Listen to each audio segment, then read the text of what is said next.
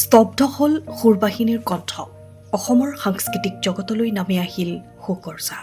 অসম আন্দোলনৰ সক্ৰিয় কাণ্ডাৰী, যোৰহাটৰ বিশিষ্ট সাংস্কৃতিক কৰ্মী, সমাজ সংগঠক তথা সুৰবাহিনীৰ অন্যতম কণ্ঠ মৃগেন বৰকটকীয়ে চিৰবিদায় মাগিলে। দীঘলীয়া সময় ধৰি সাংস্কৃতিক আৰু সামাজিক ক্ষেত্ৰত নিষ্ঠাৰে সেৱা আগবঢ়োৱা মৃগেন বৰকটকীৰ প্ৰয়াণত যোৰহাটকে ধৰি সমগ্ৰ অসমতেই শোকৰ ছাঁ পৰিছে। অসম আন্দোলনৰ দিনবোৰৰ পৰা সমাজৰ বিভিন্ন জনহিতকৰ কামত সক্ৰিয়ভাৱে জড়িত থকা বৰকটকীয়ে সাংস্কৃতিক আন্দোলনকো এক নতুন গতি প্ৰদান কৰিছিল। তেওঁৰ মৃত্যুত বিভিন্ন সামাজিক, সাংস্কৃতিক আৰু ৰাজনৈতিক সংগঠনে গভীৰ শোক প্ৰকাশ কৰাৰ লগতে শোকসন্তপ্ত পৰিয়ালবৰ্গলৈ আন্তৰিক সমবেদনা জ্ঞাপন কৰিছে। মৃগেন বৰকটকীৰ প্ৰয়াণে অসমৰ সাংস্কৃতিক জগতৰ এক অপূৰণীয় ক্ষতি সাধন কৰিলে। তেখেতৰ আদৰ্শ, কৰ্ম আৰু অৱদান সদায় স্মৰণীয় হৈ থাকিব।